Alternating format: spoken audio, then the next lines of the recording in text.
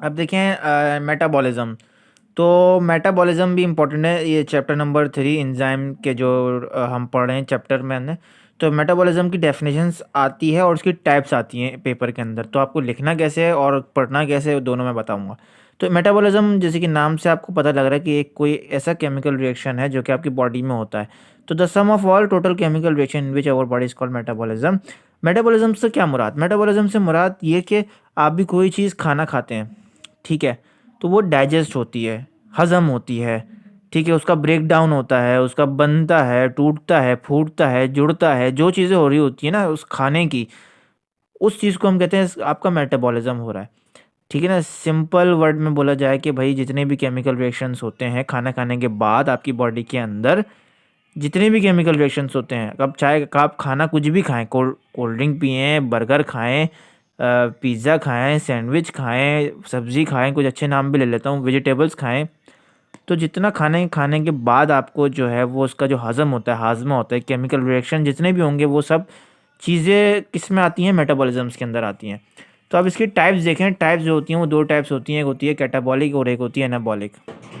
अब देखें कैटाबॉलिज्म में क्या होता है, कैटाबॉलिज्म में द ब्रेक डाउन हो रही होती है, ठीक, इसकी large molecules and energy is release is called catabolism. देखो यहाँ पर ब्रेक डाउन हो रही होती है कि लार्ज मॉलिक्यूल्स से स्मॉल मॉलिक्यूल्स के अंदर, यानी कि लार्ज मॉलिक्यूल्स, बड़े बड़े मॉलिक्यूल्स की जो है ये टूट फूट हो रही होती है, ब्रेक डाउन हो रही होती है, और ये लार्ज मॉलिक्यूल्स किस में कन्वर्ट हो रहे होते हैं, ये large molecules small small particle small small molecules के अंदर कन्वर्ट हो रहे होते हैं।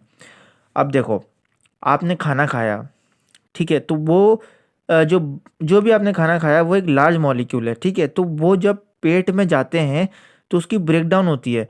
तो वो जो ब्रेकडाउन होती है वो ब्रेकडाउन स्मॉल मॉलिक्यूल्स के अंदर हो रही होती है। तो सिंपल एज डेट आप जो खाना खाते हैं, डाइजेशन को आप कह सकते हैं कि is the example of catabolism.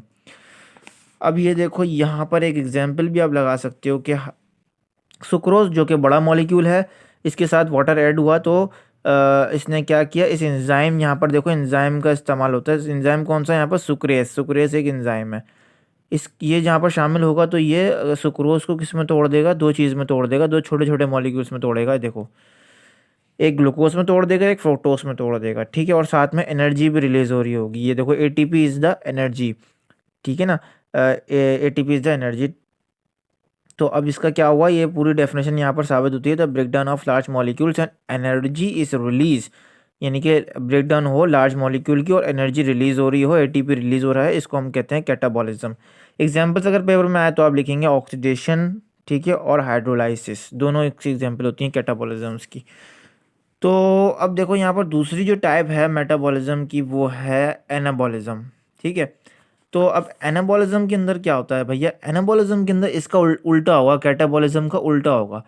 तो वो कैसे होगा, वो ऐसे होगा कि भैया the synthesis of molecules that usually energy required, यहाँ पर एनर्जी रिक्वायर्ड होगी, और यानी कि स्मॉलर मॉलिक्यूल जो होंगे वो combined to form a large molecule by use of energy, यानी कि यहाँ स्मॉल छोटे छोटे मॉलिक्यूल्स जो होते हैं वो बनते हैं लार्ज, एक लार्ज मॉलिक्यूल्स बना लेते हैं। इसका सिंपल उल्टा होगा, कैटाबॉलिज्म का उल्टा होगा। कैटाबॉलिज्म में क्या हो रहा था कि भाई यहाँ पर जो होता है एक लार्ज मॉलिक्यूल जो होता है वो टूट रहा था दो छोटे छोटे मॉलिक्यूल्स के अंदर, और साथ में एनर्जी भी रिलीज हो रही थी। लेकिन एनाबॉलिज्म के अंदर क्या होगा, एनाबॉलिज्म के अंदर ये ही छोटे मॉलिक्यूल जो होंगे वो मिल रहे होंगे आपस में और एक लार्ज मॉलिक्यूल्स बना रहे होंगे, और इसके अंदर जो होगा वो एनर्जी क्या होगा, इस्तेमाल हो रही होगी, एनर्जी यहाँ पर चाहिए होगी। जाहिर सी बात है, कोई एनर्जी दो छोटे छोटे मॉलिक्यूल्स को जोड़ने के लिए, कि दो छोटे छोटे मॉलिक्यूल्स को जोड़ना है तो सिंपल कोई ना कोई तो एनर्जी इसको चाहिए होगी ना, खुद ब खुद तो नहीं जुड़ जाएंगे। तो इसलिए यहाँ पर आप इसकी जो है मैंने एनाबॉलिज्म्स की जो है वो डेफिनेशन आप पढ़ें, और यहाँ पर मैंने नीचे एग्जाम्पल भी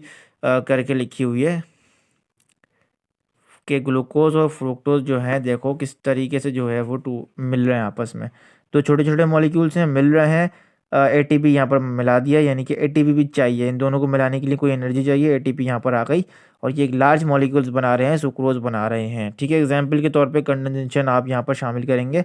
कंडेंसेशन में ऐसे ही होता है कि जो जो छोटे छोटे मॉलिक्यूल जो होते हैं वो एक लार्ज जो होते हैं वो मॉलिक्यूल्स बना लेते हैं, और इसके अंदर वाटर की एडिशन होती है, ठीक है ना, वाटर की एडिशन। एक एमसीक्यू जैसे भी बन सकता है कि बताएं वो कौन सा प्रोसेस है जहाँ पर वाटर की एडिशन होती है, तो आप बताएंगे कंडेंसेशन और या फिर एनाबॉलिज्म।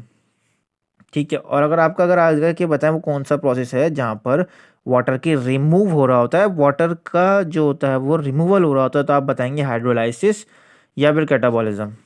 ठीक है, हाइड्रोलाइसिस या फिर कैटाबॉलिज्म, यहाँ पर दोनों में सूरत हाल में वाटर रिमूव हो रहा होता है। तो बस यहीं तक थी इसकी दो टाइप मेटाबॉलिज्म की। उम्मीद है अगर एक पेपर में आएगा तो आप पूरा इसी तरीके से लिख के आएंगे।